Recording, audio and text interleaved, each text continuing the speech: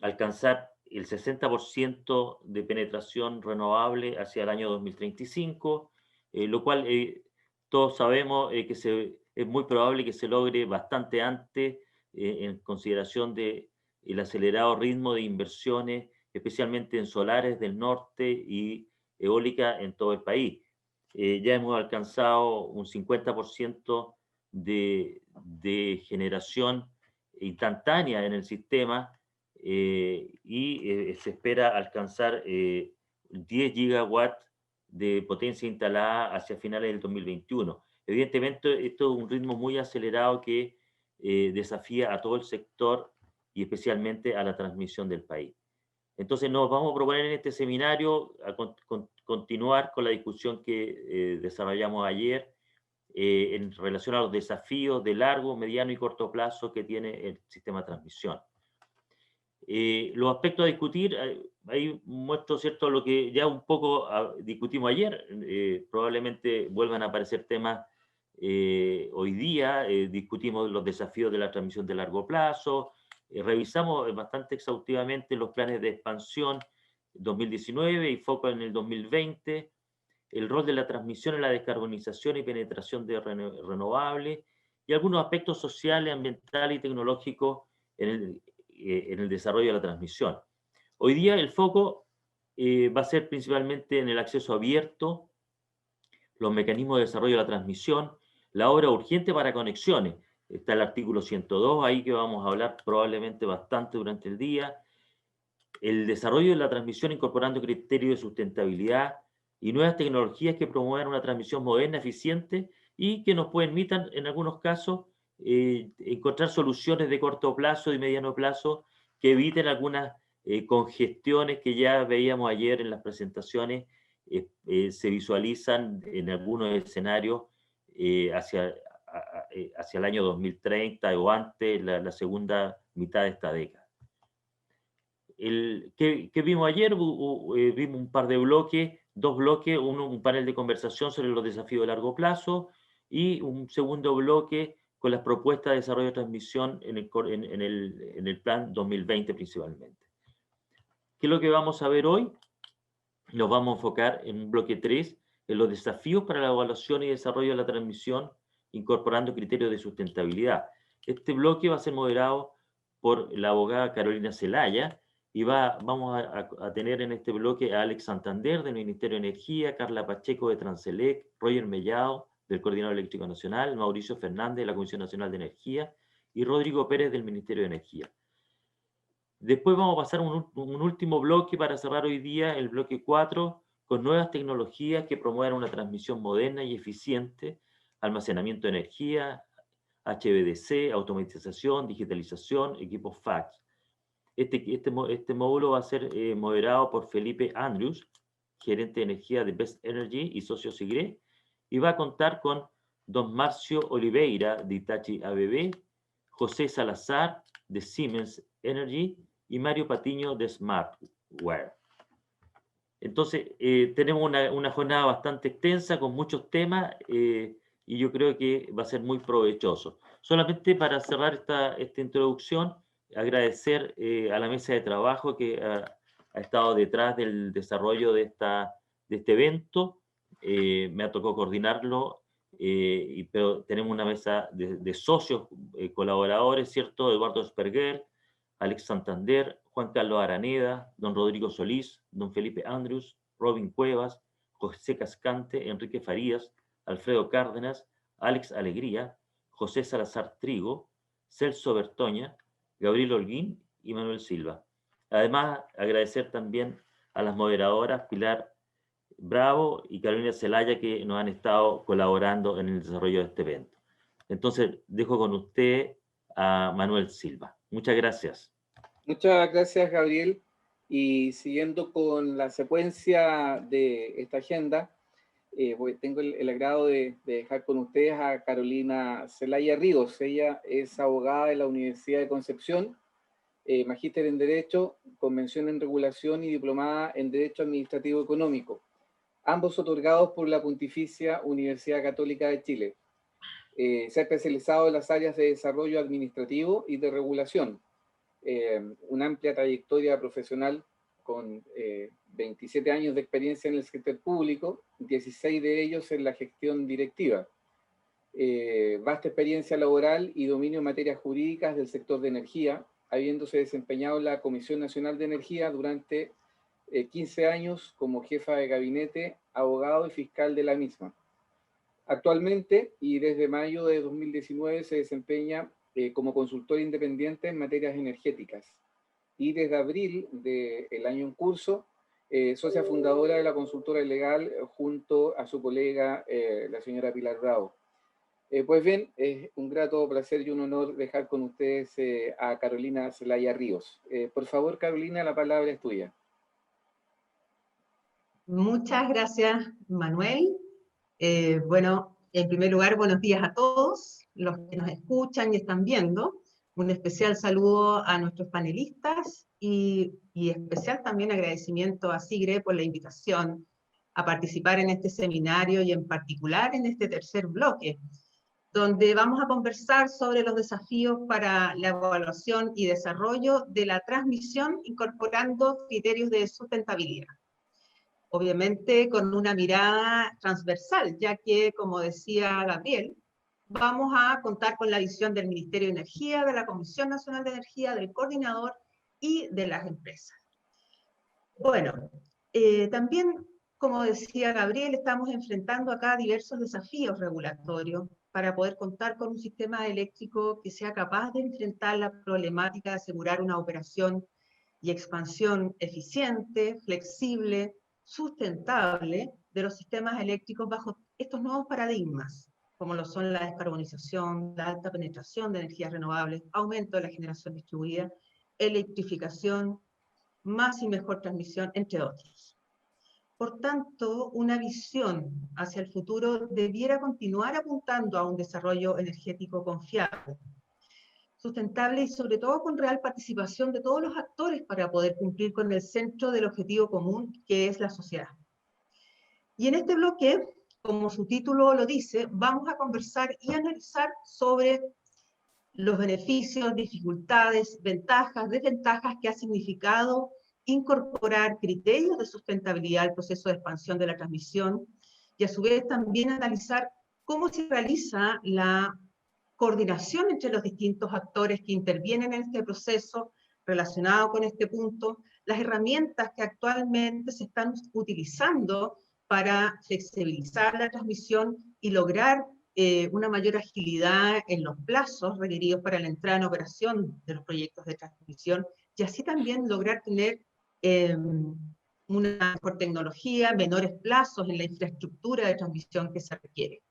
¿Qué está pensando incorporar la normativa sectorial a este respecto desde el punto de vista del regulador, del Ministerio de Energía? Bueno, estas son algunas de las temáticas que vamos a discutir a continuación.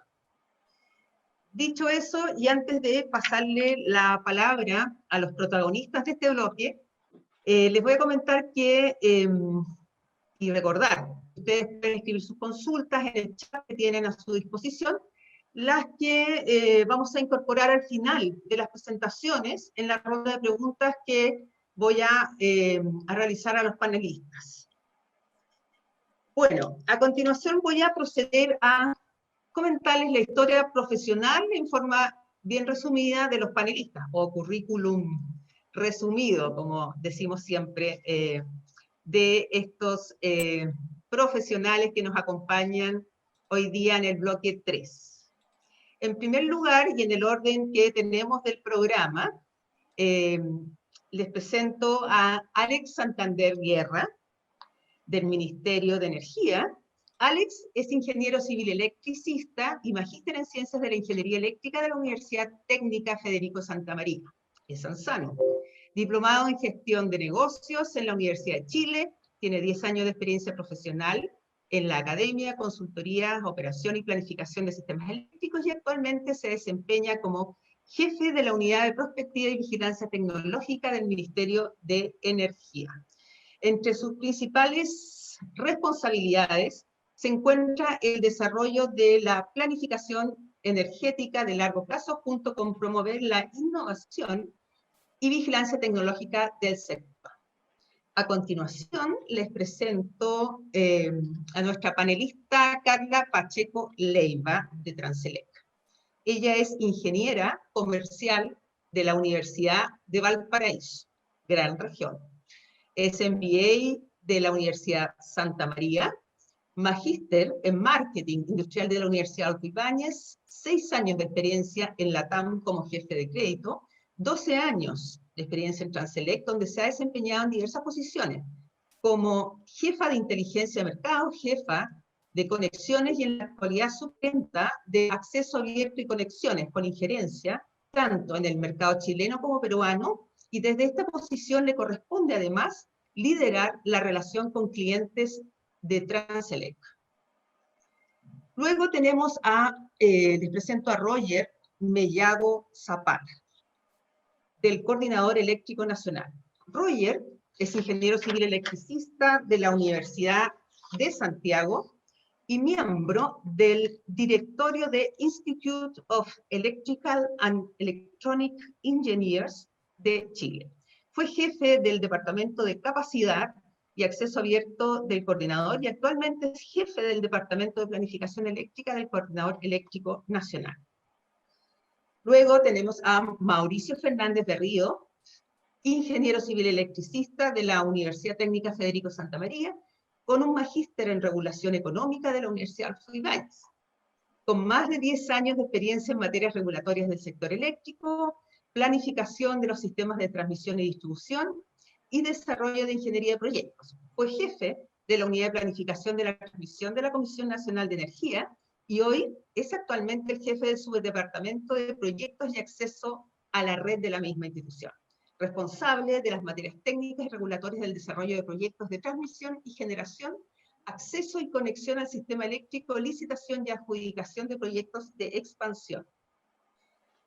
Y por último, y no menos importante, Rodrigo Pérez Oder, del Ministerio de Energía, ingeniero civil industrial, magíster y doctorado de la Universidad Católica. Trabajó entre el 2002 y el 2017 en la academia haciendo investigación y consultoría, destacando en este último caso su participación en el equipo en el equipo que trabajó y apoyó al trabajo prelegislativo de la Ley 20.936, o Ley de Transmisión.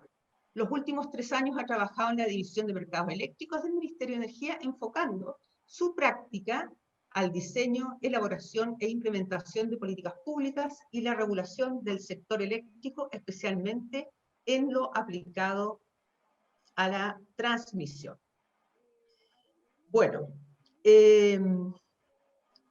entonces ahora, luego de haber les contado lo más importante de la historia profesional de nuestros panelistas, voy a dejar a Alex Santander con su presentación que tratará de la incorporación de los criterios de sustentabilidad en el proceso de expansión de la transmisión a través de herramientas regulatorias.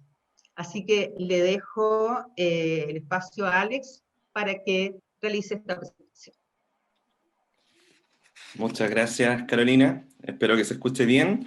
Y en estos segundos, mientras comparto pantalla con mi presentación, aprovecho de dar muy buenos días a todas y todos los asistentes del seminario, a la organización, por supuesto, a las moderadores, moderadoras y a los panelistas, con quienes tengo el orgullo de compartir panel en esta oportunidad con Carolina, Carla, Roger, Rodrigo y Mauricio. Una pregunta, ¿se ve ahí mi pantalla o no? Perfecto. ¿Se ve perfecto? Sí. Sí. Ya. Súper bien. Perfecto. Ahí sí. Bueno, en mi caso, y como les dije, muy buenos días, mi presentación se va a centrar en cómo se incorporan criterios de sustentabilidad en el proceso de expansión de la transmisión, principalmente. Por supuesto, para llegar a esto y para poder hablar de estos temas tan, en algunos casos específicos, tenemos una agenda acá que vamos a retomar algunas cosas que se vieron ayer probablemente, cifras principales del sector, un poco una revisión rápida de lo que ha sido el contexto actual y por qué la planificación, la prospección y todas las herramientas de mirada futura del sector cobran tanta relevancia ahora más que nunca. Un tercer punto que vamos a ahondar en la expansión de la transmisión y cómo los cambios introducidos a la Ley General de Servicios Eléctricos permitieron crear capacidades prospectivas y introducir los criterios de sustentabilidad dentro de la visión futura, para después luego ir a una revisión de los desafíos que tiene el sector, finalmente ahondar un poco en el nuevo proceso de planificación energética que se viene y contarles las novedades que tenemos por ese lado, y finalmente una lámina con reflexiones para también dejar algunas consultas que esperamos puedan ir llegando a través del chat y podamos contestarlas en el bloque de consultas. Entonces, lo primero, cifras del sector. Esto también lo conversaron ayer, pero básicamente acá lo que interesa es que nos quedemos con el número macro, el número grueso, de que hoy día tenemos una capacidad instalada de 25,6 gigawatts de centrales de generación, y que cada vez las energías renovables van cobrando mayor relevancia. Hoy día ya tenemos cerca de un 13% de centrales de capacidad fotovoltaica y un 8% de capacidad eólica dentro de todo este espectro.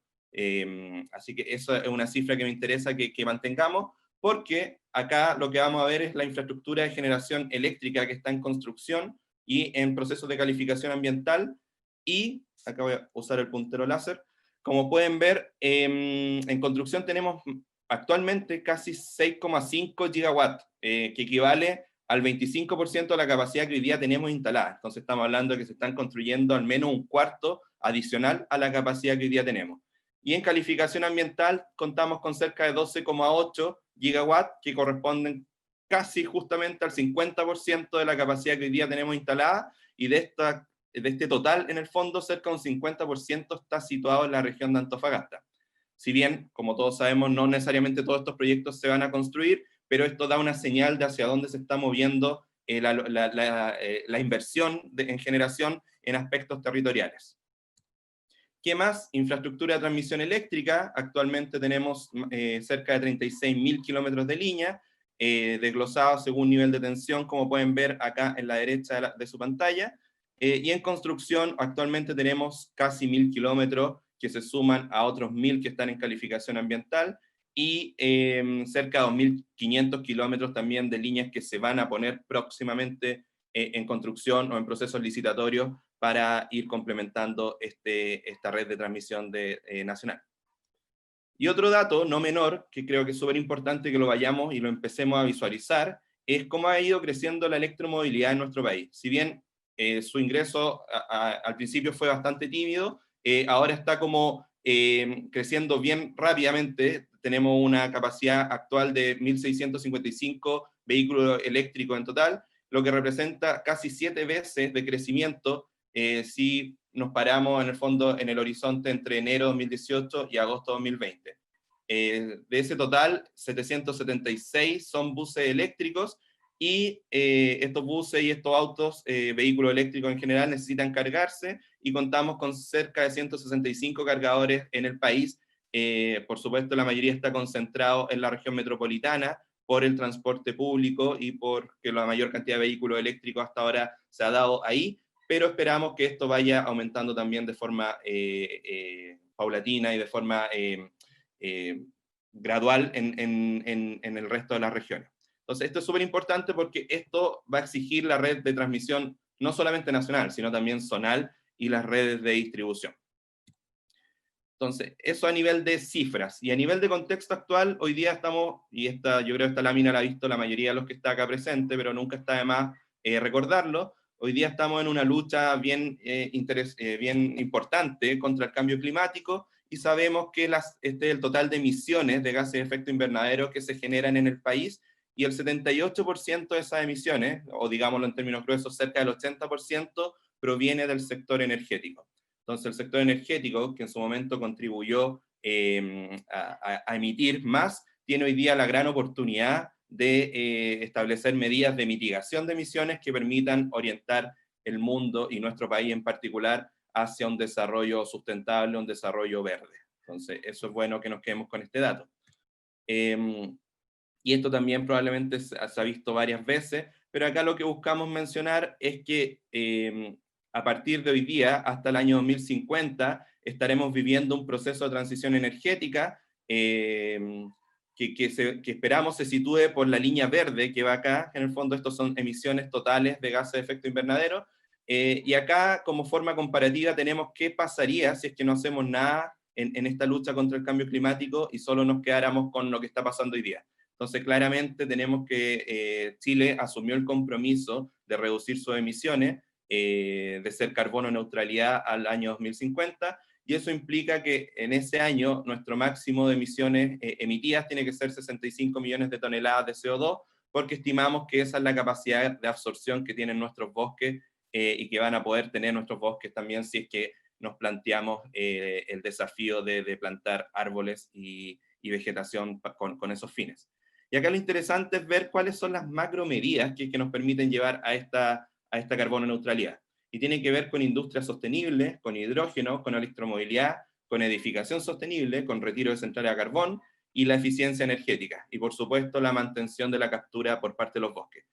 Pero que tienen en común estas medidas, y voy a entrar en este punto, tienen en común que gran parte de estas medidas se basan en la electrificación de consumo, ya sea de forma directa, conectado directamente a la red, o indirecta a través de baterías o a través del consumo y producción de hidrógeno verde. Y si sumamos, en el fondo acá en la izquierda ustedes ven las medidas ya específicas de cada uno de estos sectores, podemos ver que cerca del 80% de estas medidas tiene de alguna manera alguna relación con la electrificación de consumo. Y de ese 80% hay cerca de un 40% que sería electrificación indirecta, y que tiene más que ver con transporte y con movilidad y con todos aquellos usos que no se pueden conectar de forma directa a la red eléctrica. Entonces, dicho eso, como muchas de las medidas tienen incidencia en la electrificación para lograr el objetivo de la carbono neutralidad, el retiro de centrales a carbón es clave y es una medida habilitadora para lograr esta descarbonización, para ir limpiando de forma gradual y por supuesto segura nuestra red eléctrica, y así permitir en el fondo que esta electrificación de nuevos consumos sea baja en emisiones y propenda hacia la carbono neutralidad. Retiro de centrales a carbón plantea un gran desafío y ya sabemos que al año 2024 al menos vamos a tener retirado más del 30% de la capacidad de carbón que teníamos el año pasado. Por supuesto, todas estas ciudades que es donde se emplazan las ciudades de carbón van a mejorar su calidad de vida y van a propender a un nuevo desarrollo local que les permita reinventarse en armonía con el medio ambiente. Entonces estamos en camino hacia un futuro renovable y sustentable, y la sustentabilidad, como lo han ido viendo, va tomando un rol relevante en la visión de largo plazo y en las acciones que tomamos hoy día a través de la expansión de la transmisión, a través de política pública, para lograr ese cometido. Una mirada muy rápida, la generación eléctrica proyectada que vemos tiene esta forma. Vemos que el carbón en negro va a ir retirándose al menos a esta velocidad. Esperamos que se vaya haciendo lo más rápido posible y de forma segura con la operación del sistema eléctrico, pero vemos acá un incremento de la generación en base a fuentes eólicas, solares, bastante cuantiosa. ¿Qué más? Acá como resultado de todo esto, vemos que las energías renovables son clave para alcanzar la carbono neutralidad y fomentar un desarrollo energético sustentable, y por supuesto, como gran parte de las medidas tiende a electrificar consumo, la transmisión eléctrica sostenible es fundamental para permitir un crecimiento armónico del sector. Ahora nos vamos al tema que nos convoca, que es el proceso de expansión de la transmisión, como está acá, lo tenemos de forma simplificada, y ver su relacionamiento con los criterios de sustentabilidad y cómo estos criterios ingresan a la expansión de la transmisión en sí. Este es el proceso de expansión muy simplificado que es el que se plantea en el fondo en la Ley General de Servicios Eléctricos bajo la última modificación a través de la Ley 20.936, y tenemos un primer paso donde el Ministerio de Energía entrega la visión futura, la visión estratégica del sector, las metas sectoriales, y define el escenario energético, que son los distintos caminos que nos van a llevar a nuestros futuros deseados, para que la Comisión Nacional de Energía, que es quien lidera el plan de expansión anual de la transmisión, considere esos futuros, esos caminos que nosotros planteamos, y en el fondo lleve a cabo su recomendación de obras específicas para la transmisión. Luego esto tiene un proceso de revisión de franjas, y de franjas en el fondo de los trazados de las líneas de transmisión, para luego pasar a la licitación de la obra vía Coordinador Eléctrico Nacional, y finalmente ya establecer su trazado definitivo y todos los compromisos y todas las responsabilidades en el fondo de cada uno de los proyectos frente al Servicio de Evaluación Ambiental. Ahora, si esto lo desglosamos y lo vemos un poco más en simple, tenemos todos estos procesos de forma en serie, lo podemos decir de forma que se van haciendo uno tras de otro, pero cada vez tienen que ir relacionándose de manera mucho más fluida. Entonces acá vemos que podemos agrupar en el fondo cada uno de estos procesos individuales y vemos que aparecen tres grandes grupos. Un primer grupo que ordena, en el fondo, que contempla a la planificación energética a largo plazo proveniente del Ministerio de Energía, al plan de expansión anual que lidera la Comisión Nacional de Energía, y al estudio de franjas o la revisión de trazados de líneas de transmisión. Y esta fase la podemos llamar como una fase determinante en la incorporación y análisis y evaluación de variables ambientales, territoriales y de sustentabilidad en la planificación. Es acá donde la visión de largo plazo compatibiliza con la sustentabilidad y le vamos dando esa tonalidad y esa mirada, en el fondo futura, contemplando estos criterios. Luego vienen unas etapas que son mayormente administrativas, pero por supuesto de muy alta importancia, y finalmente ya una fase determinante en la evaluación de impacto de cada proyecto. Si esto lo desglosamos y solo nos quedamos con la primera parte de los criterios de sustentabilidad y vemos acá cada uno de las herramientas o procesos, cuáles son los links que tiene en el fondo hacia la sustentabilidad, vemos que la planificación energética a largo plazo, o PELP, lo voy a decir así por más rápido, contempla varios procesos de sustentabilidad, por ejemplo, la identificación de polos de desarrollo, que contiene evaluación ambiental estratégica, la consideración y el mandato de considerar políticas medioambientales con incidencia, y los planes estratégicos con los que cuenten las regiones en materia de energía. La planificación de la transmisión eléctrica debe considerar todo lo que proviene de la planificación de la PELP, y también tiene que considerar la información sobre criterios y variables ambientales y territoriales del informe, el famoso informe VAT, de variables ambientales y territoriales, que también proviene del Ministerio. Y finalmente tenemos la etapa esta de estudio de franjas para las líneas que así lo ameriten. Por lo tanto, vemos tres escalas de aproximación en la incorporación de las variables ambientales, territoriales y de sustentabilidad en la planificación.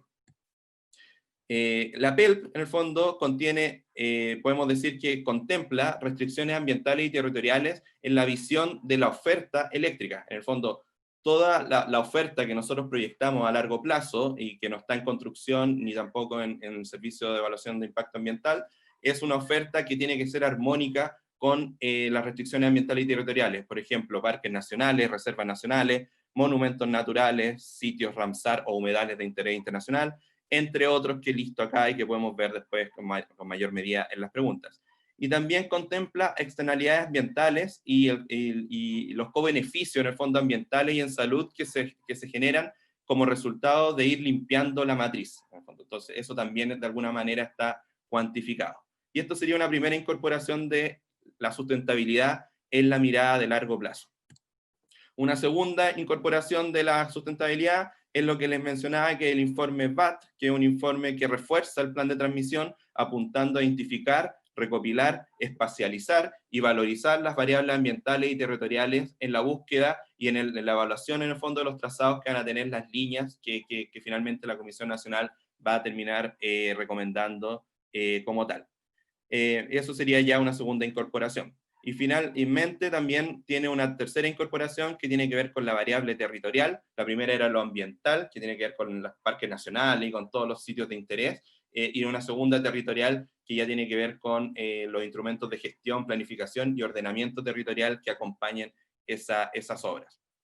Y finalmente está el estudio de franjas y su informe de complejidades, que en el fondo que identifica aquellas obras que por un lado tienen que ser que son afectas en el fondo a estudio de franja, y finalmente ya el estudio de franja que actualmente se está dando, por ejemplo, para dos líneas importantes que se van a gestar en el sur del país. Es un estudio súper relevante porque da cuenta de cuáles son los trazados sostenibles, llamémoslo así, que pueden dar origen a estas líneas recomendadas. Entonces, es mucha información, espero haber sido claro, porque es bien complejo manejarlo todo. Cualquier consulta la podemos ver después en el panel, pero finalmente lo que quiero mostrarles en los desafíos que tiene el sector. Acá voy a pasar muy rápido, pero lo que podemos ver acá es que en línea amarilla está el crecimiento de demanda que tendríamos sin considerar medidas de electrificación y olvidándonos de la carbono neutralidad de alguna manera. Y en rojo tenemos todas las medidas de electrificación que se suman para lograr el objetivo de carbono neutralidad, y podemos ver que son medidas que altamente distribuidas, son medidas que tienen que ver con electromovilidad, con producción de hidrógeno, con climatización. Entonces son medidas que van directamente a cada uno de nosotros como ciudadanos y que terminan resultando en cerca de un 30-35% de más consumo eléctrico al futuro, lo que nos plantea un súper desafío desde el punto de vista del sector eléctrico. Pero lo bueno es que las medidas de eficiencia energética permiten que todo el consumo energético nacional completo, sumando eléctrico más combustibles, más otros tipos de consumo, va a reducirse en cerca de un 30% por estas medidas. Esta es una proyección de cómo va a incrementar la participación de energías renovables en la generación eléctrica. Solo me interesa que nos quedemos con un dato, que al 2030 más del 70% de la energía, de generación de energía eléctrica va a provenir de fuentes renovables. Esta es una mirada territorial de cómo para cada uno de los distintos escenarios energéticos de largo plazo se va a ir distribuyendo la generación. Podemos ver que acá, para esta generación al 2050, se van a requerir múltiples líneas de transmisión adicionales a las que ya están decretadas y que se contemplan ahí de forma bien estructural. Y ahí está el gran desafío, por dónde pasan esas líneas, cómo son sustentables y sostenibles en el tiempo. Y finalmente, decirles que se nos viene un proceso de planificación energética nuevo, un proceso quinquenal que contempla participación ciudadana por ley, un proceso que nosotros lo vemos como este ciclo, es un proceso que comienza con la carbono neutralidad, con las metas sectoriales en el sector energía, que contiene proceso participativo mandatado por ley, donde cada una de las personas naturales y jurídicas que quieran participar en este proceso, por supuesto, van a ser muy bienvenidas. Para ello vamos a construir juntos los escenarios energéticos de largo plazo, que son los futuros que nosotros vemos hacia el largo plazo, focalizándonos también en el desarrollo territorial y en cómo la componente de sustentabilidad se inyecta de forma principal, en el fondo de forma súper importante, al proceso de planificación, y finalmente todo eso va a resultar en nuestras proyecciones energéticas, que van a ser el puntapié inicial y el principal insumo para la Comisión Nacional de Energía en el desarrollo de su plan de expansión de la transmisión. Esto solo lo voy a mencionar los títulos, y ahí está, y lo pueden ver después en la presentación, pero los ejes de la planificación energética a largo plazo van a ser 5. Un primer eje que se basa en la modelación y la prospección, otro que se basa en los climas y externalidades, otro muy basado en la sociedad, porque ahí hay principales desafíos a nivel social que tenemos que abordar y ver de manera conjunta para crear ese futuro que queremos a nivel energético en el país. Otro eje que se llama medio ambiente y territorio, y un eje final que es tecnológico, pero me interesa, acá pueden ver cada una de las medidas después, posteriormente, pero estos 3 ejes son los temas clave en el fondo que forman parte de la sustentabilidad como parte en el fondo de la planificación de largo plazo.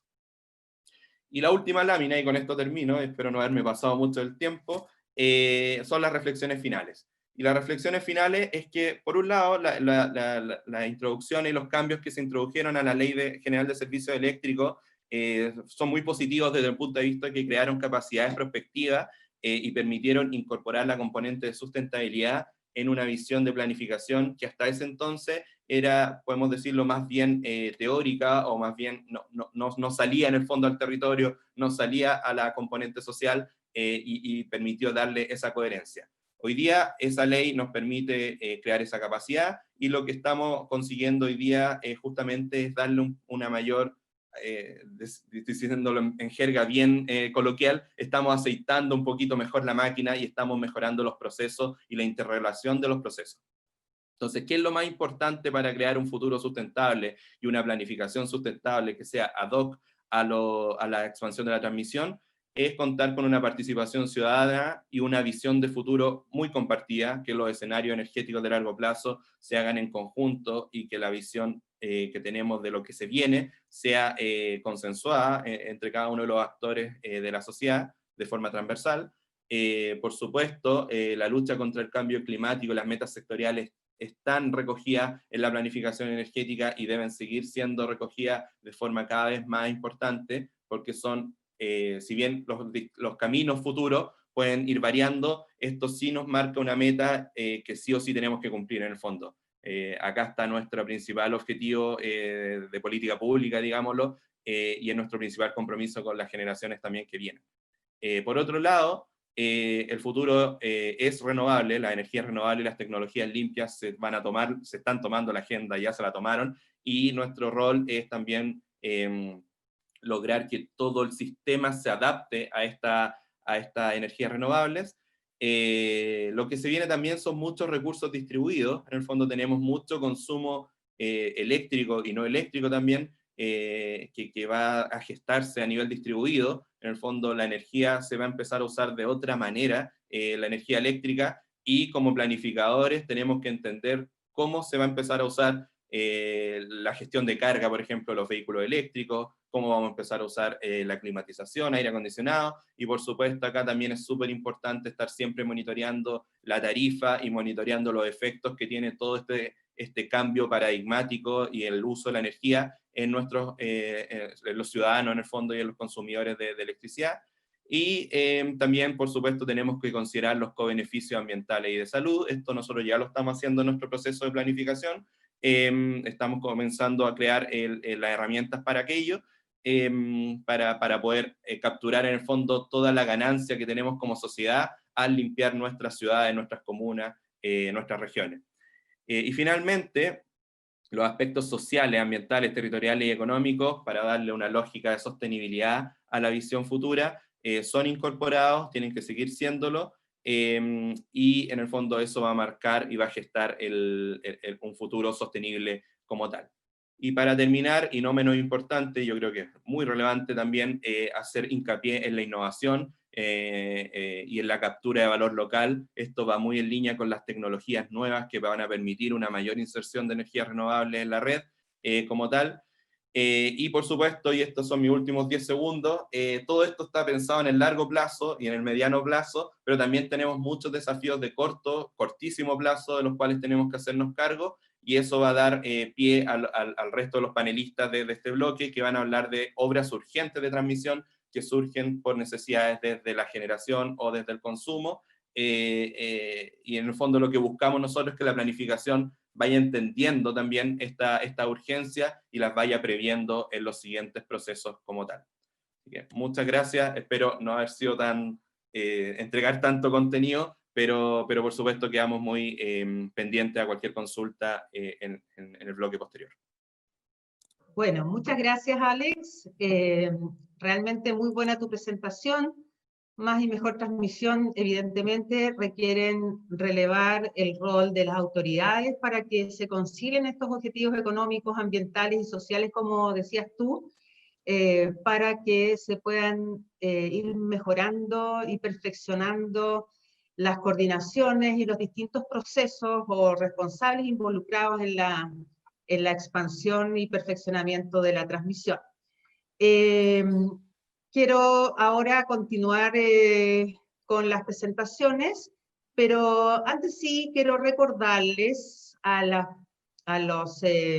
personas que pueden ir haciendo sus preguntas, porque al final de la ronda, de las rondas de presentaciones, vamos a visualizar todas las consultas que se han hecho. Por favor, les recuerdo que se identifiquen con nombre, idealmente con el nombre de las empresas a las que prestan ustedes los servicios, para poder después individualizar las preguntas.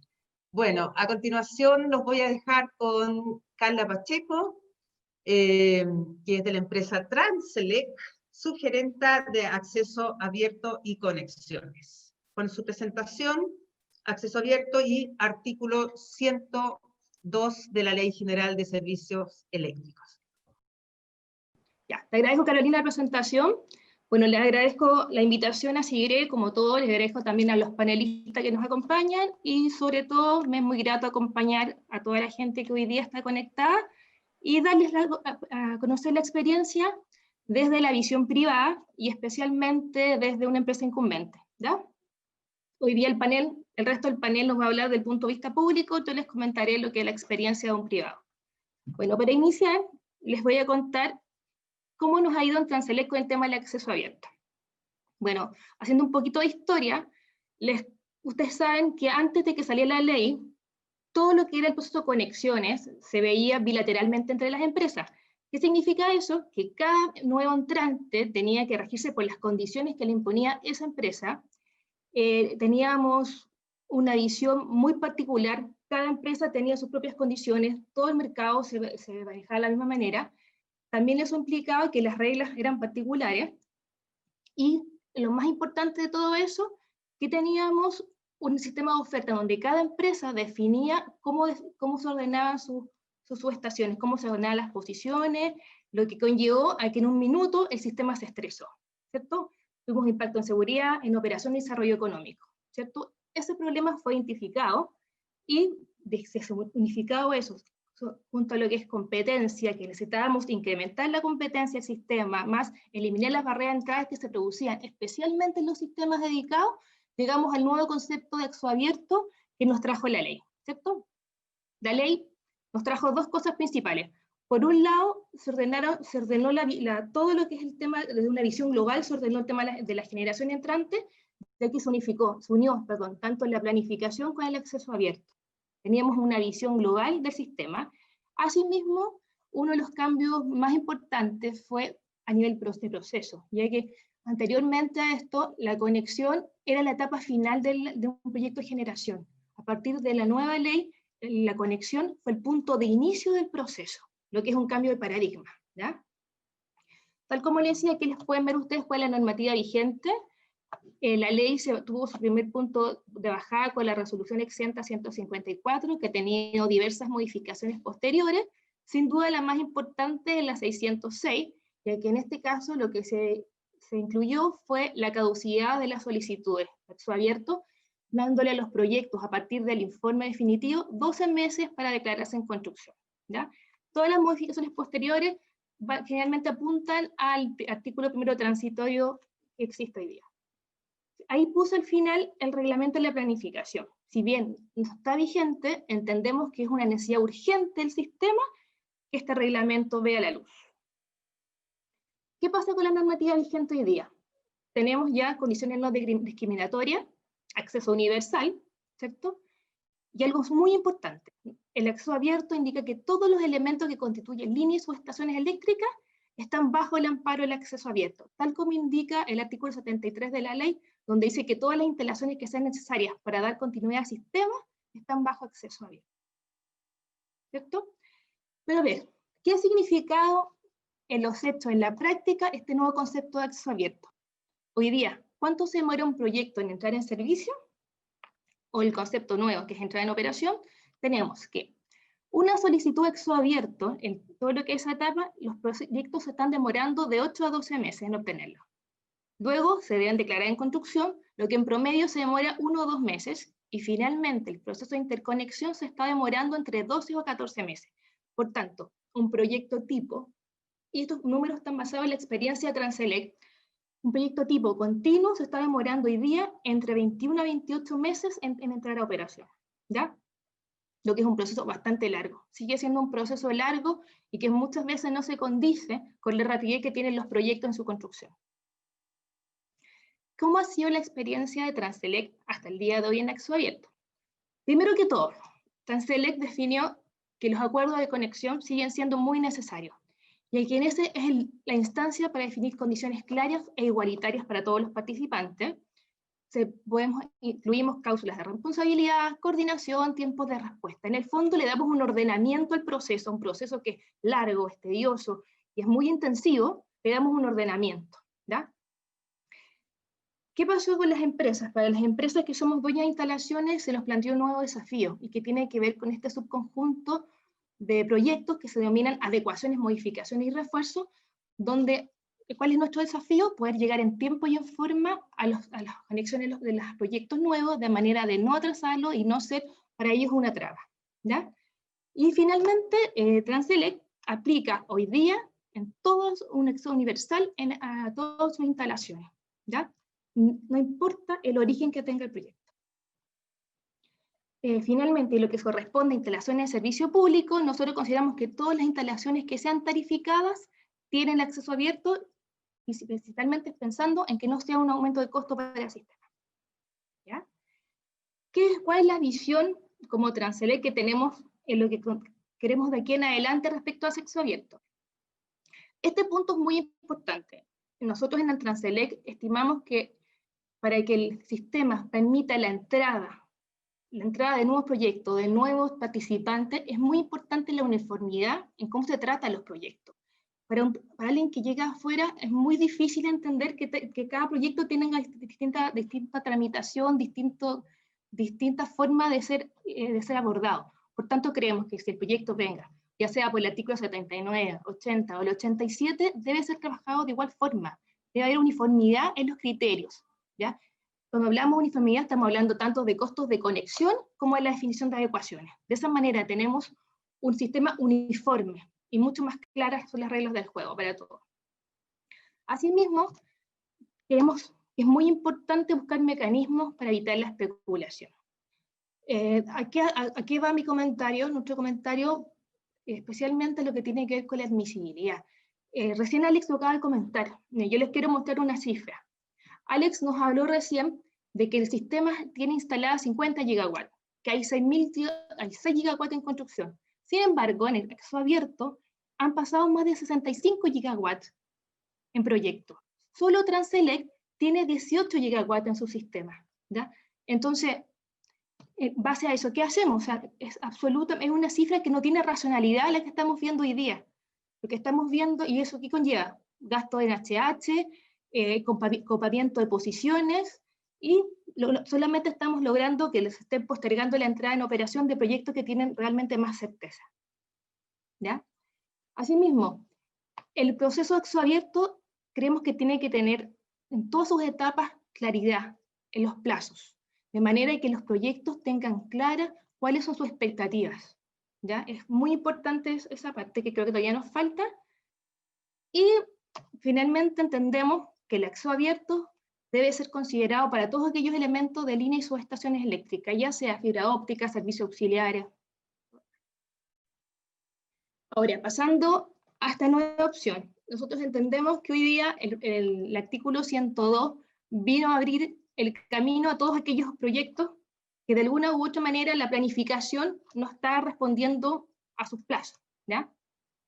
¿Cuál es la normativa vigente? Hoy día tenemos, bajo el amparo de la ley, sus bases están fundadas en el artículo 360 y ha tenido dos modificaciones posteriores. El 167, donde se permitió la entrada de proyectos de generación, y la resolución de 18, donde se eliminó la urgencia de la demanda y además se abrió la posibilidad hacia otro tipo de proyectos, como almacenamiento, servicios complementarios y todo eso.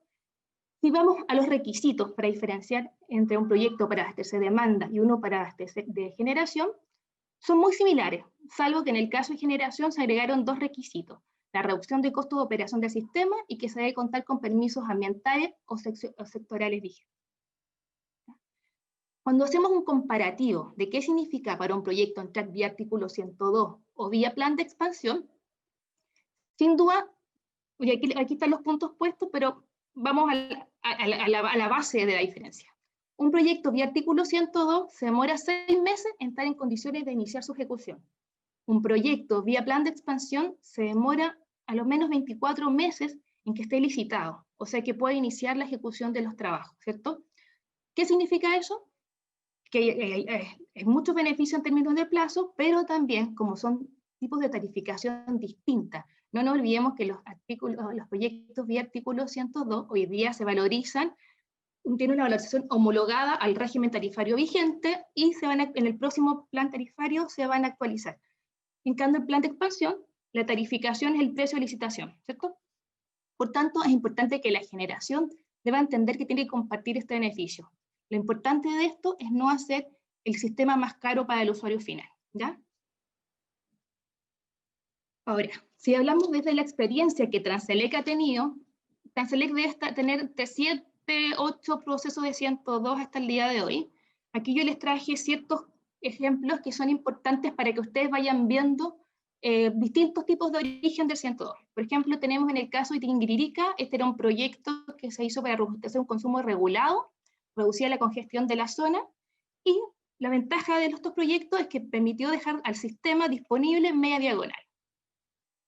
En la subestación Lagunilla, por otro lado, tenemos la conexión de un consumo libre. Este era un proyecto que se vio paralizado porque se judicializó.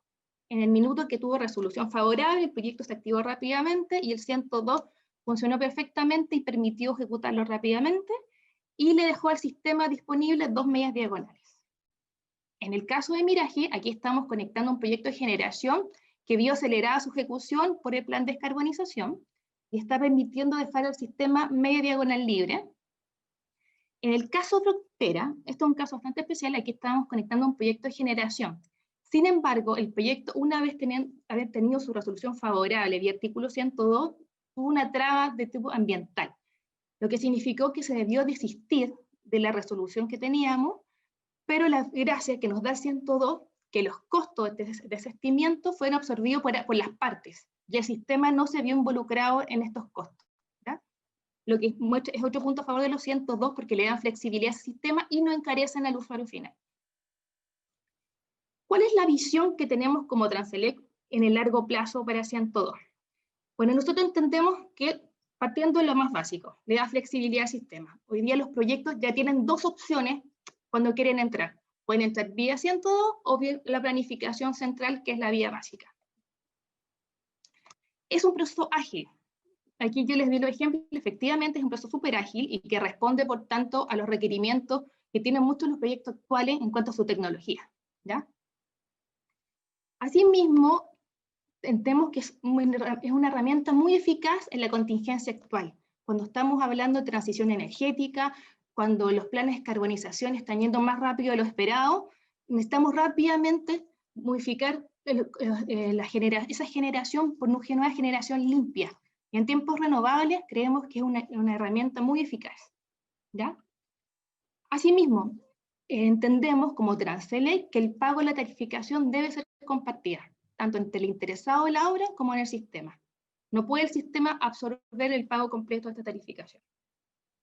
Y finalmente, creemos que es muy importante contar con el reglamento que normalice y operativice este tipo de proyectos. Nosotros, como empresas, nos ha costado tratar de entender funcionalidad. Hemos ido aprendiendo con cada uno de los proyectos que han ido saliendo, pero no ha sido fácil porque era un sistema nuevo que no manejábamos. El desfase que ha tenido en salir este reglamento nos ha llevado a coordinarnos muy bien entre nosotros, y lo que creemos que es importante que cuando el proyecto vea la luz, considerando este plazo que se ha tomado adicional, que ya traiga recogida todas las experiencias del mercado.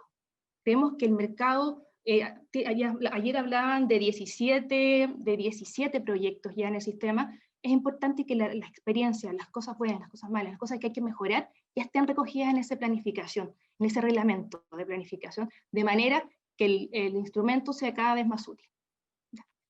Eso. Muchas gracias. Muchas gracias, Carla, por tu presentación. Muy interesante conocer la experiencia que ha tenido Transelec desde el punto de vista del uso del artículo 102, sobre todo porque en estos últimos años ha sido un instrumento regulatorio que ha servido para agilizar y flexibilizar todo el proceso de expansión de la transmisión, sobre todo cuando ahora se necesita una transmisión más ágil, más flexible, para que podamos lograr en este periodo de transición las metas que nos hemos propuesto alcanzar. Así que gracias por todo, y continuamos entonces con Roger Mellado, del Coordinador Eléctrico Nacional, quien nos va a exponer sobre la expansión de la transmisión y también desde el punto de vista del coordinador, la aplicación del artículo 102 de la Ley General de Servicios Eléctricos. Una vez más, les recuerdo, por favor, que se identifiquen con las consultas que ya nos han llegado, porque no sabemos quién las están haciendo, así que les vuelvo a insistir sobre ello. Así que, bueno, Roger, te doy la palabra. Sí, sí, buenos días a todos. Carolina, confírmame por favor si estás viendo la pantalla. Sí, estoy viendo la pantalla. ¿Y ahí la estás para que viendo la como ponga ahí. presentación? Perfecto. Ya, súper bien, muchas gracias. Bueno, quisiera agradecer la invitación a poder conversar con ustedes en esta mañana respecto de este tema, ¿cierto? Como parte del equipo del Coordinador Eléctrico Nacional, ¿cierto? Agradezco la invitación de SIGRE y me honra, digamos, estar junto a panelistas tan destacados como los que están en este bloque. Lo que yo voy a comentar aquí con ustedes tiene que ver con la aplicación del artículo 102 de la Ley General de Servicio Eléctrico y la experiencia que hemos tenido como Coordinador Eléctrico Nacional.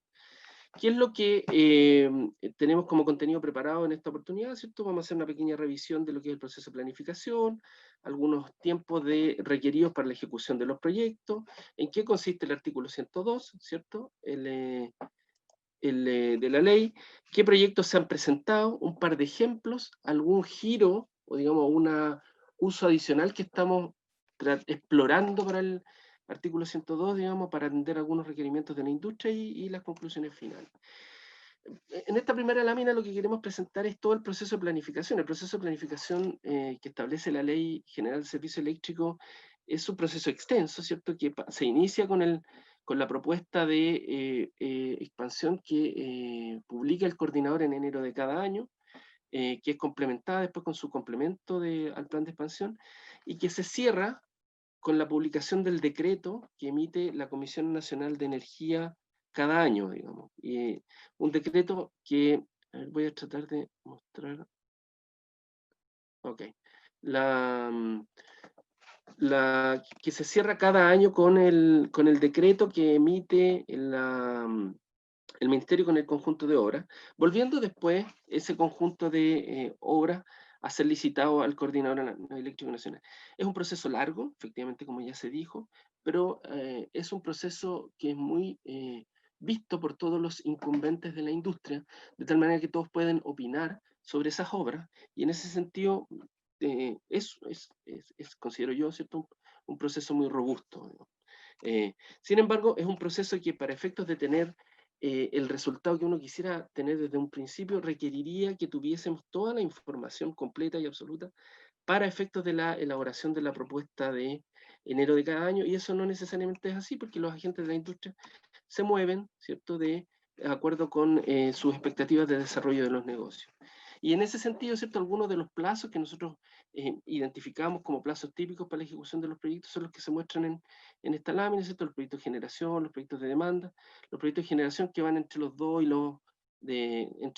los 4 años aproximadamente, siendo los más rápidos los proyectos fotovoltaicos, los proyectos de desarrollo minero que toman, no sé, 3 años en promedio, ¿cierto?, dependiendo del tipo de proyecto. Si uno superpone esto con los plazos que se requiere para efectos de la materialización de las obras en el Sistema Eléctrico Nacional, ¿cierto? Es un plazo muy extenso para efectos de algunas de estas iniciativas que desarrollan los privados. Por ejemplo, si uno suma el plazo de desarrollo desde la propuesta del coordinador hasta la ejecución del proyecto, la ejecución, por ejemplo, del desarrollo de una nueva subestación, podríamos estar hablando de un periodo de 5 años, y eso desde el punto de vista del desarrollo de algunas iniciativas no es viable para su materialización. Entonces, en ese sentido, el artículo 102 vemos que es una herramienta que nos permite acortar ese plazo, saltarnos de alguna manera el proceso de planificación, y reducir esos plazos a básicamente la ejecución de los proyectos. Por ejemplo, aquí nosotros estamos mostrando que eventualmente una nueva subestación podría tomar, en vez de esos 5 años que se mostraban como resultado del proceso de planificación, podría llevarnos a la mitad de ese periodo y a un poco menos la ampliación de una línea de transmisión existente. Entonces, en ese sentido, ¿cierto?, el artículo 102 lo que nos ofrece es una posibilidad de acortar estos plazos para aquellos proyectos que debidamente tienen justificado, de acuerdo con los requerimientos del regulador, ¿cierto?, la posibilidad de acogerse a la invocación de este artículo 102. Carla incluyó con más detalle, creo yo, en su presentación, los tipos de proyectos, ¿cierto? Yo aquí creo que los tengo un poquito más resumidos. donde los tipos de proyectos tienen que ver principalmente con asegurar el abastecimiento de la demanda y con aquellos proyectos de generación o sistemas de almacenamiento, de acuerdo a la última modificación de la resolución 360 de principios de este año. Las justificaciones son las que aparecen allí, ¿cierto? Necesidad, urgencia y por qué se excluyó el proceso de planificación en el caso de los de demanda, y en el caso de los de generación y los de los sistemas de almacenamiento, ¿cierto? Son las exigencias que aparecen allí abajo. Del punto de vista de la gestión interna, en el coordinador, una vez que la empresa envía su informe con la propuesta, digamos, justificando el cumplimiento de cada uno de estos requerimientos de la resolución 360, ¿cierto? El coordinador tiene un plazo de 30 días para aprobar o rechazar esa propuesta de obra, emitiendo con ello, en el caso de la autorización, ¿cierto? Una comunicación en la Comisión Nacional de Energía, quien a su vez tiene un plazo de 15 días para efectos de emitir su respuesta a ese requerimiento de invocación del artículo 102 para un nuevo proyecto. Es un proceso, efectivamente, como decía Carla, bastante corto. Bastante corto. Del punto de vista de las condiciones para el ingreso, y aquí es muy importante hacer hincapié en la necesidad de que todos quienes presenten proyectos de invocando el artículo 102 hagan un análisis lo suficientemente acucioso como para que no genere iteraciones en el medio del proceso. Tienen que ver con algunos de los requisitos que hemos puesto acá, ¿cierto? La identificación del titular, los antecedentes técnicos que justifican la obra, características técnicas, ubicación, trazado, la valorización, la puesta en servicio, y todos aquellos elementos que, poniéndose digamos, al presentar el proyecto, poniéndose en el lugar del coordinador, que le puedan servir al coordinador para hacer una debida evaluación de esos proyectos. La carta GAN de ejecución de la obra, que nos permita validar que efectivamente no es compatible el desarrollo de esta iniciativa con los plazos que requeriría una adecuación de esta obra, de las instalaciones a un nuevo proyecto como resultado del proceso de planificación, y las justificaciones que ya se indicaban en la lámina anterior. El análisis del coordinador internamente se basa en una verificación de una completitud, ¿cierto? Hoy día estamos emitiendo una especie de carta de admisibilidad de cada uno de esos proyectos como parte del proceso de aprendizaje que hemos tenido como coordinador de la aplicación de este proyecto. El análisis de la información, elaboración de estudios propios independientes de los que ha elaborado quien está interesado en promover un proyecto mediante el artículo 102, la evaluación de los costos y la elaboración de un informe, y la elaboración de un informe que es el que nosotros emitimos a la Comisión Nacional de Energía. La historia de los 102 desde el principio de los tiempos es la que se muestra resumida en esta lámina. A la fecha hemos recibido 28 proyectos, siendo los nombres, los proponentes y el estado de cada uno de ellos el que se muestra en este detalle, ¿cierto? En el detalle de la lámina. Quizá destacar que ha ido crecientemente siendo aplicado este artículo en la medida que la industria ha ido internalizando la existencia de esta herramienta. El año 2019 lo cerramos con 9 proyectos. Hoy día, a la fecha, también hemos recibido 9 proyectos en el año 2020, habiendo sido ingresados en las últimas 2 semanas 4 proyectos, entre los proyectos que aparecen numerados allí como 25 y 28, que se encuentran en desarrollo actualmente en esta fase, dado que llegaron la semana pasada, ¿cierto? En esta fase de admisibilidad que yo mencionaba hace un par de minutos atrás.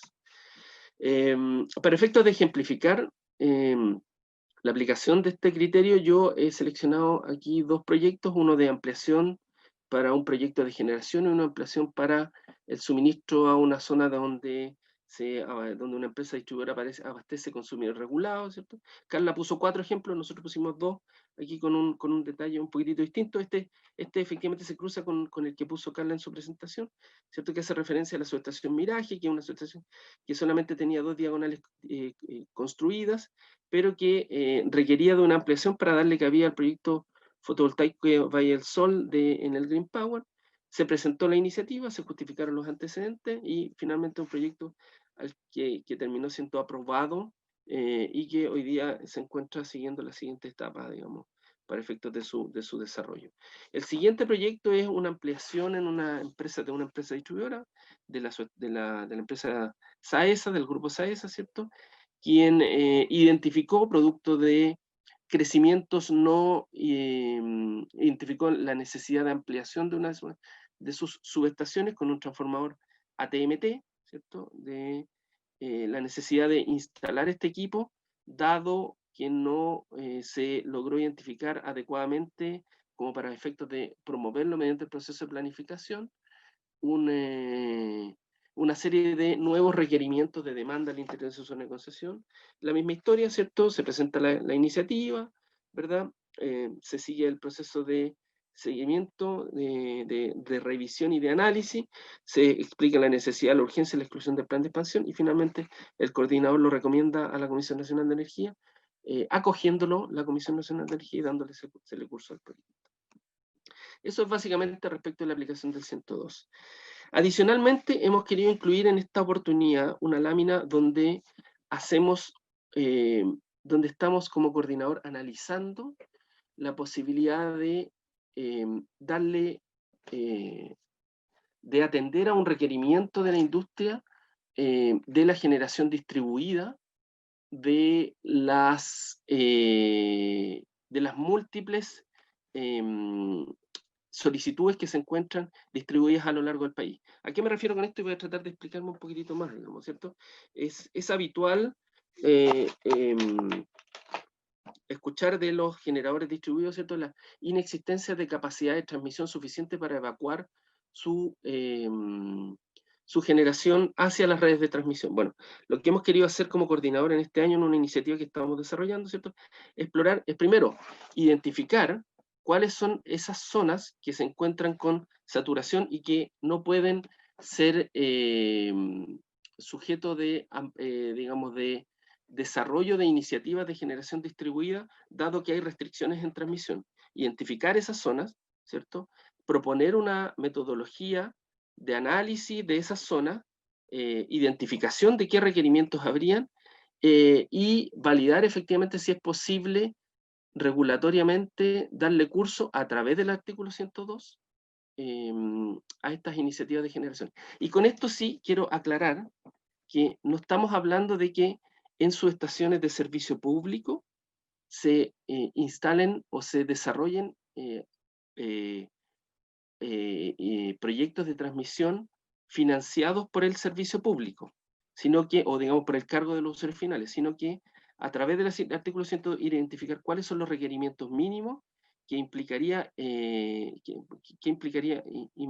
invocar el artículo para efecto de materializar a través de inversiones de inversiones mediante el sistema de transmisión dedicado para darle curso a estos proyectos.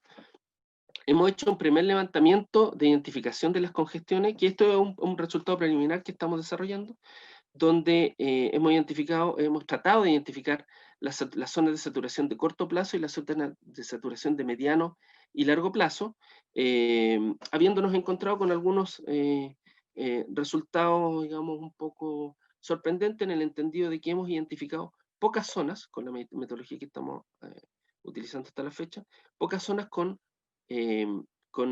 posibles congestiones, que son las que se muestran allí, digamos. De hecho, para efectos de la metodología con las saturaciones de corto plazo que estamos utilizando, hemos identificado ninguna zona con una posible congestión, y algunas en la lámina, en la figura del lado donde aparece monitoreo de saturación de mediano plazo, pocas zonas con posible congestión en el corto plazo. Quizá podamos aclarar un poco más esto en detalle en la ronda de preguntas que viene más adelante. Bueno, finalmente, destacar, ¿cierto?, que los nodos de proyecto de generación, de transmisión deben ser anticipados, y para efectos de que el coordinador pueda proponer obras para el desarrollo del sistema de transmisión del país, se requiere tener toda la información al principio, al inicio del proceso de planificación, de tal manera que ahí es importante para nosotros contar con lo que las empresas están desarrollando, entenderlo, saberlo, para poder incorporarlo y proponer las obras que ellos mismos requieren, ¿no? Lo segundo es que en aquellos casos en los que no es factible tener esa información, ¿cierto?, el artículo 102 nos permite viabilizar esos proyectos, ¿cierto? Y nos permite asegurar el abastecimiento de la demanda y viabilizar el desarrollo de aquellos proyectos de generación que no pudieron, que no se pudo, digamos, que no se pudo tener a la vista anteriormente. A la fecha, el coordinador ha recibido 28 solicitudes de proyectos y 4 de ellas se encuentran actualmente en revisión. Espero no haberme extendido mucho más de lo que el tiempo del tiempo tenía digamos, para efectos de mi presentación. Muchas gracias, Roger, por la visión y el punto de vista del coordinador respecto de la aplicación del artículo 102, que vemos que es bastante coincidente respecto de la utilidad para la agilización de los proyectos por la vía de decretarlo como, evidentemente, como obras urgentes y necesarias para los efectos de tener obras de transmisión dentro de plazos bastante más acotados, siempre y cuando se cumplan estos requisitos. Interesante también el estudio que está realizando el coordinador respecto de estos requisitos de ampliación de instalaciones para PMGDs, si es que podrían considerarse dentro de la aplicación del artículo 102. Vamos a estar ahí expectantes a ver qué es lo que resulta de ese estudio que está realizando el coordinador. Bueno, a continuación vamos a darle la palabra a Mauricio Fernández, de la Comisión Nacional de Energía, en donde va a presentarnos lo que es la autorización de las obras de transmisión necesarias y urgentes, desde el punto de vista del artículo 102, y su relación con la planificación de largo plazo. Adelante, Mauricio. Gracias, Carolina. Muy buenos días a todos, a todas y a todos. Gracias a ti también, Carolina, por la presentación al inicio. También al SIGRE, a los panelistas que hoy día estamos presentes en esta jornada. Bueno, a SIGRE especialmente por la invitación que nos hicieron para poder exponer desde la mirada de la Comisión Nacional de Energía los desafíos en el desarrollo de la transmisión en el largo plazo y cómo ha ido también evolucionando la regulación en ese sentido. Y estamos de acuerdo que la transmisión eléctrica juega un rol importante en el desarrollo del plan de descarbonización energética del país, incluso con los adelantamientos por sobre lo planificado originalmente por las empresas generadoras. Hace poco tiempo recibimos la solicitud concreta, por ejemplo, de la empresa Enel Generación, para la desconexión y retiro de las centrales Bocamina 1 y Bocamina 2. Y también hace unos pocos días atrás, Enel anunció públicamente el cierre anticipado de las centrales Ventana 1 y Ventana 2, las cuales tenían plazos originales 2022, 2024 aproximadamente, por lo que esto nos genera un desafío mayor en los análisis y desarrollo de la planificación de transmisión que se está realizando hoy en día. Sin más preámbulos, voy a compartirle la presentación. Tú me dices, Carolina, sí, sí, ve, por favor.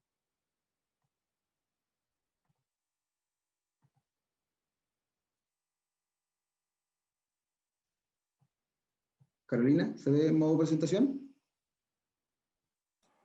¿Tú me dices? Perfecto, Mauricio. Ya, muchas gracias.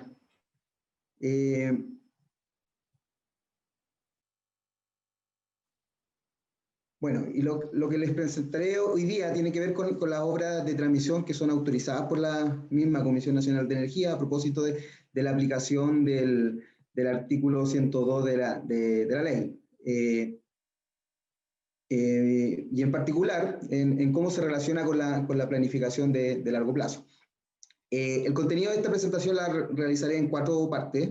La primera en donde se muestra los aspectos relevantes de la regulación sobre el mecanismo de la obra urgente, que es un complemento a lo mostrado ya anteriormente por los panelistas Roger y Carla, Roger y Carla particularmente por el tema de la obra urgente.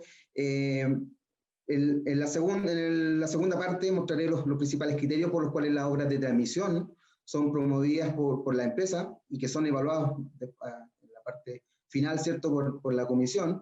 En la tercera parte mostraré las principales propuestas de transmisión que a la fecha han sido autorizados su ejecución y que han tenido como criterio cumplir una visión de largo plazo, que eso es lo interesante a poder mostrar hoy día. Y por último, finalizaré mi presentación con algunos desafíos que se nos vienen en materia reglamentaria y legales. Comenzaré con la regulación de la obra de transmisión promovida mediante el artículo 102 de la ley. Bueno, la primera parte la obviaré en el sentido de que Roger en su primera, en la presentación anterior, habló de las facultades y análisis que hace el propio coordinador. En la siguiente, que es facultad de la Comisión Nacional de Energía, ¿cierto? Deberán en 15 días hábiles pronunciarse sobre una solicitud de una empresa y en base también al informe aprobatorio del coordinador sobre una autorización o rechazo según corresponde. En el caso que corresponda a una autorización de la obra de transmisión, la comisión, mediante resolución exenta, fija las características de la o las obras de transmisión, ¿cierto?, que se han propuesto, plazos constructivos, la garantía de fiel cumplimiento, entre otras indicaciones. En cuanto a la calificación, que es muy relevante en el sentido de poder determinar cómo se tienen que remunerar las instalaciones, la comisión deberá calificarla en algunos de los segmentos que establece el artículo 73 de la ley eléctrica. Y lo realiza una vez que hayan ingresado en operación al Sistema Eléctrico Nacional, a través de las mismas resoluciones exentas, hoy día mensuales, que son actualizadas, que ha actualizado el listado de calificación de instalaciones que corresponden al cuatrienio vigente. Hoy día estamos en el cuatrienio 2020-2023, y el cual se emite y se publica en la misma página web de la comisión durante los primeros 5 días hábiles de cada mes. En cuanto a la tarificación de la obra de transmisión urgente, la ley establece que, habiendo sido calificados dentro de los segmentos de servicio público, las instalaciones de transmisión correspondientes a esas mismas obras urgentes serán remuneradas desde su entrada en operación. Eso es muy relevante. Y hasta el siguiente periodo cuadrienal. Y su valorización también lo realiza la misma Comisión Nacional de Energía en base a un informe técnico, que nosotros lo hemos llamado interperiodo, sobre base y metodología del decreto de valorización que se encuentra vigente en el instante. Cabe recordar que el primer periodo cuatrienal, 2020-2023, aún se encuentra en ejecución por parte de la Comisión. Sin embargo, todas aquellas obras urgentes que a la fecha han ingresado en operación serán valorizadas bajo dicha metodología. A continuación, en el gráfico, aquí hay un totalizador, ¿cierto?, de las solicitudes que se han llegado a través del coordinador, a través de la CNE, ¿cierto? Tal como lo mostraba Roger en su presentación anterior, ¿cierto?, con la identificación de cada una de ellas. Podrán visualizar cómo han ido aumentando las solicitudes por esta vía, lo cual como comisión nos parece correcto en función de una serie de hechos que han ocurrido últimamente. Por ejemplo, los inicios de los contratos de suministro a partir del año 2021, que están asociados a los proyectos de generación nuevos, también a la aceleración de la descarbonización, como ya lo hemos mostrado en otras instancias, procesos de licitación de obras de expansión que se han declarado desiertos, también tenemos varias obras, ¿cierto?, que han quedado en esa calidad, la rigidez y plazos extensos también de la planificación, entre otros. Pero también va de la mano de la evolución de la normativa, ¿ya? Así como también se explicaba anteriormente, en materia relacionada con la utilización de obras urgentes. Cabe recordar que la primera resolución exenta de la CNE durante el año 2017 solo permitía la ejecución por esta vía, aquellas obras de transmisión cuyo objetivo principal era el abastecimiento de la demanda. Posteriormente, en el año 2019, se amplía el marco regulatorio y permite que se puedan promover obras de transmisión para la conexión de proyectos, los cuales hasta hoy principalmente se ha dado para proyectos de generación. Y por último, durante el año 2020 se realiza la última modificación y elimina dentro del plazo constructivo de los proyectos los 36 meses que se había establecido originalmente.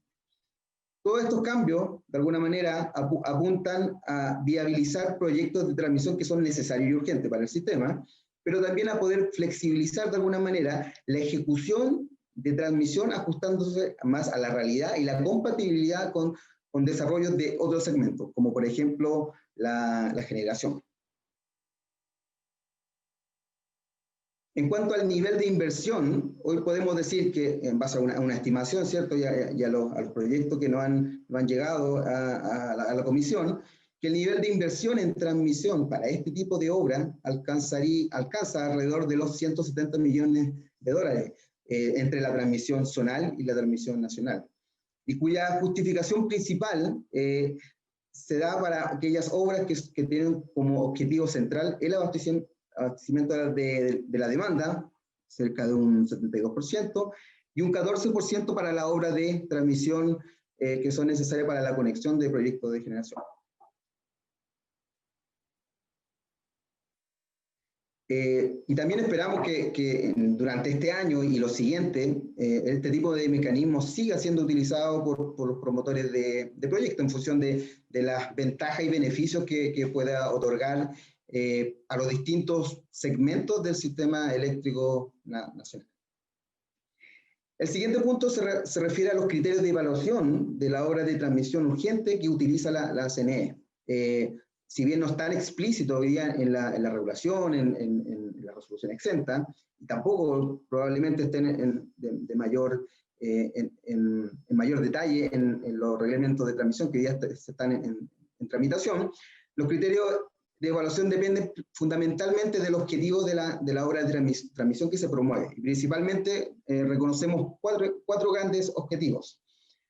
El primero está asociado al abastecimiento de la demanda. Aquí el principal criterio para esta evaluación se basa en la misma proyección de demanda, el cual puede justificar la necesidad y la obra a promover, y cuyos plazos constructivos para su ejecución no es posible llegar en tiempo y forma por la vía de la planificación de la transmisión.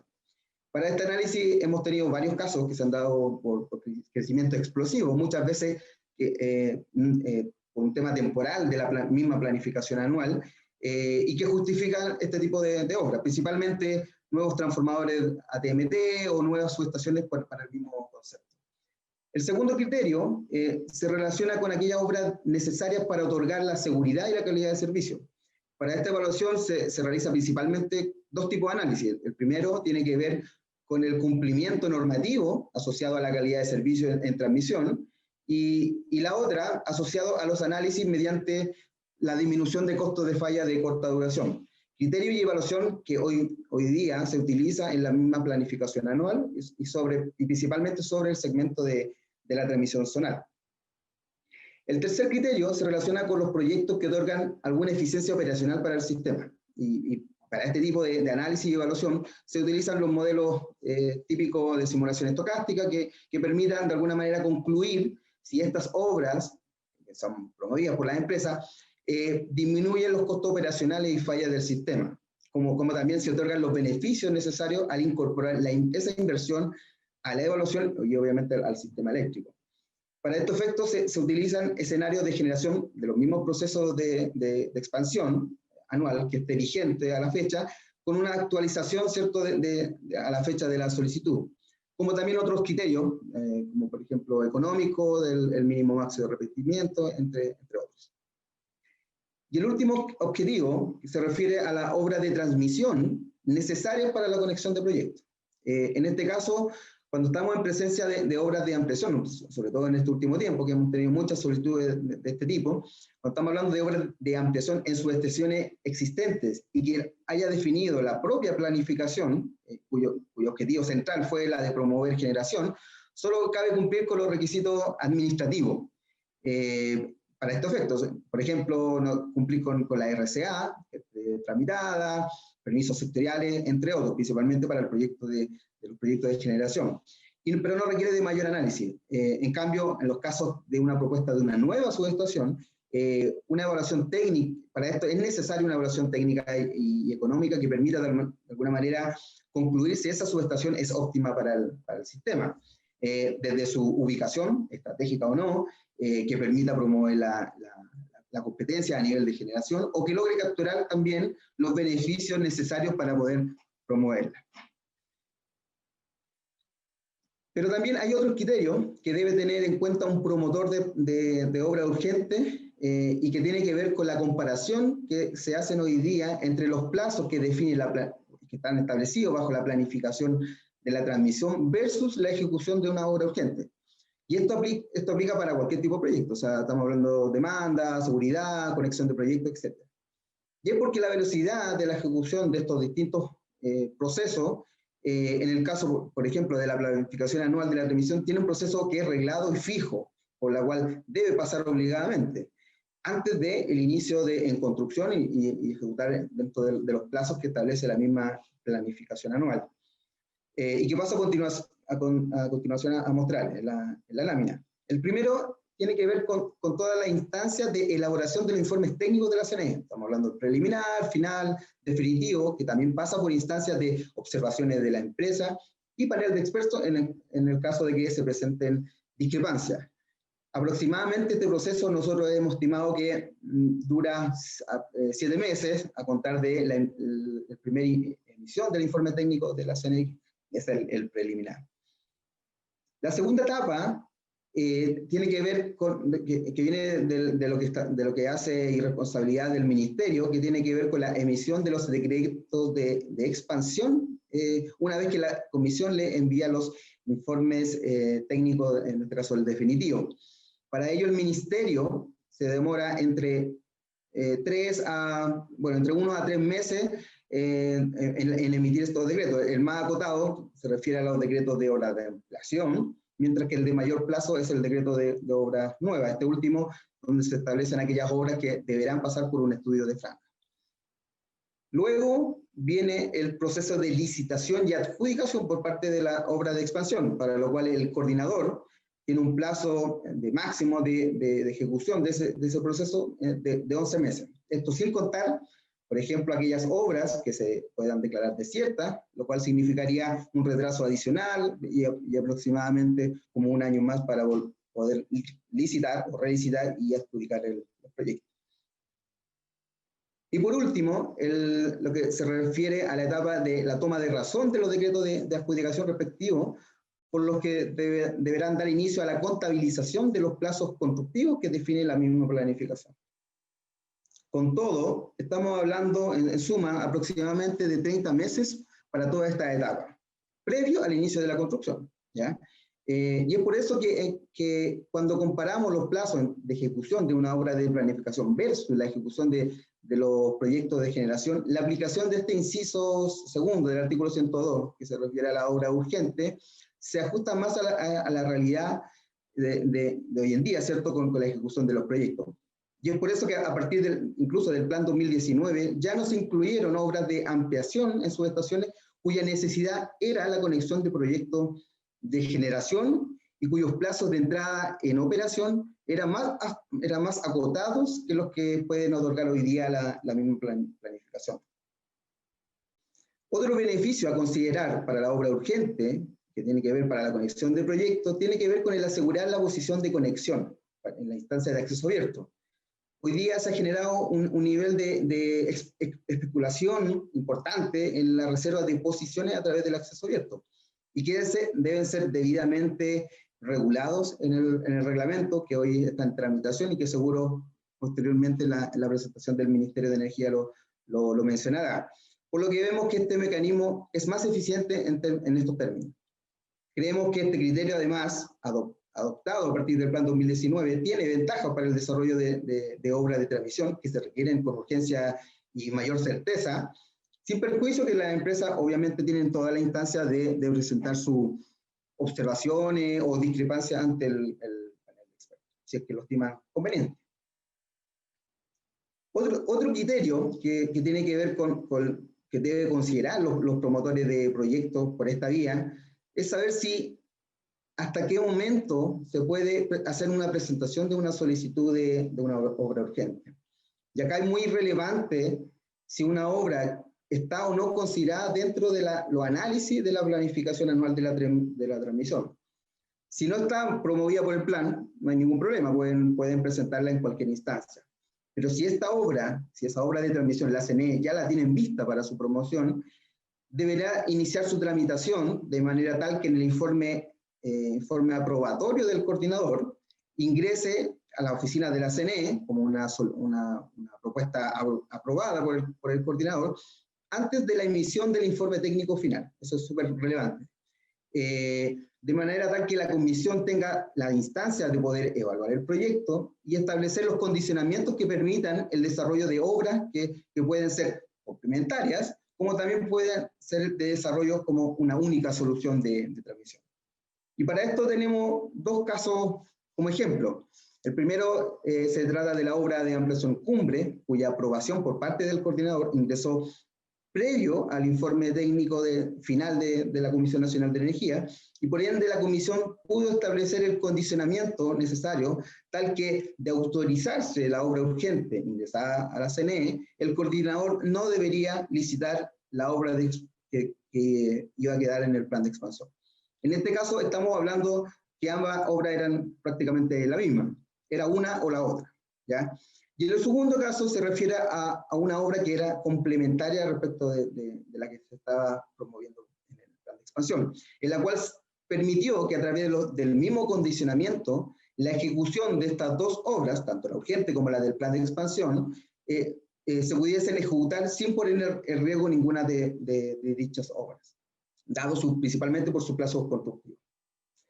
Y por último, si bien no hemos tenido estos casos, por lo menos por la vía de la transmisión urgente, creemos que con la nueva exigencia del anexo técnico de diseño de instalaciones de transmisión, podrían ejecutarse ampliaciones en mismas subestaciones de servicio público que permitan compatibilizar estas dos tecnologías, que es la AIS y GIS, sin poner en riesgo, por ejemplo, el normal desarrollo de la planificación transmisión con una visión de largo plazo, no limitar el acceso a terceros, entre otras.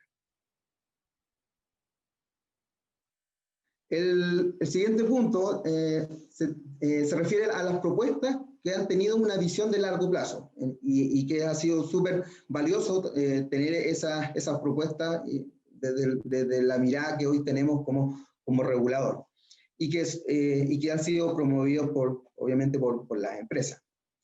Y usando los 4 objetivos que les mencioné anteriormente, en los cuales se promueven este tipo de oferta, tenemos el primero, que destacamos para el objetivo del abastecimiento de la demanda, la subestación Providencia, que es una subestación de nivel de tensión 110-12 kV, que será construido con un estándar para 4 transformadores de 50 MVA, promovida por la empresa Enel Distribución y cuya fecha de entrada en operación se estima para el año 2025. También tenemos como ejemplo la nueva subestación Bajo de Mena, una subestación de 110-12 kV, con un estándar de 3 transformadores por 50 MVA, promovida en este caso por la empresa eléctrica de Puente Alto y cuya fecha de entrada en operación se estima para el año 2022. En el caso de obras cuyo objetivo era dar seguridad y calidad de servicio, podemos destacar el proyecto de aumento de capacidad de los bancos condensadores en la zona de Maule. Esta fue propuesta por la empresa SGE y ya se encuentra en operación, como también el nuevo transformador en 220-154 en la subestación Tinguirica, promovido por la empresa Transelec, y que fue un complemento de un proyecto integral de la zona que incorporó tanto obras del segmento nacional, zonal y dedicado. Y en el caso de la eficiencia operacional, destacamos el proyecto de Cumbre, el cual instaló un segundo banco de autotransformadores, 220 kV, promovida por la empresa Diego de Almagro Transmisora, y cuya fecha de entrada en operación estimamos que sea a principios del año 2023. Y por último, en el caso de la conexión de proyectos, destacamos un proyecto para conexión de demanda y un proyecto para conexión de generación. En el caso de Lagunilla, el que permitió la conexión del proyecto de MAPA, esta fue promovida por la empresa Transelec y cuyo proyecto ya se encuentra en operación, al menos el proyecto de transmisión. Y en el caso de la subestación IAPA, era para permitir la conexión del proyecto Diego de Almagro Sur, de una capacidad cercana a los 240 megawatts, y que fue promovida por la misma empresa Diego de Almagro Transmisora, y esperamos que este proyecto esté ingresado en el año 2021. Por último, para finalizar, los próximos desafíos como parte de la comisión se relacionan con los cambios legales, como también los ingresos en vigencia del nuevo reglamento de los sistemas de transmisión. Y en ese sentido destacamos como parte de los siguientes desafíos, ¿cierto? La incorporación de una nueva infraestructura, de transmisión, como los sistemas de almacenamiento, que permitan a las empresas también poder tomar esas decisiones, el desarrollo y ejecución de este tipo de proyectos por esta vía urgente. En el segundo caso, si bien hoy día ya se encuentra bien regulada, creemos nosotros desde el punto de vista técnico, con este anexo técnico de diseño de instalaciones, es evaluar y autorizar aquellas obras que permitan comprender el desarrollo de ampliaciones con distintas tecnologías, ¿ya? Además, crear instancias de promoción de obras de transmisión urgente, previo a las emisiones de los informes técnicos de la CNE, en el proceso de planificación anual de la transmisión, en consistencia con los mismos criterios y evaluaciones que se hagan en ese proceso. Y que por temas de eficiencia y necesidad, obviamente, puedan desarrollarse, puedan desarrollar este tipo de proyectos y promoverse por parte de los terceros. Y por último, en base a los cambios legales que sufrirá la distribución eléctrica en desarrollo, es importante el desarrollo coordinado que se debe ejecutar entre la obra de transmisión y distribución a través de los procesos que puedan ser más ágiles, ¿cierto? Que permitan compatibilizar los tiempos que tienen estos dos segmentos. Bueno, muchas gracias. Quedo disponible ahí para sus consultas, entiendo que al final de todas las presentaciones.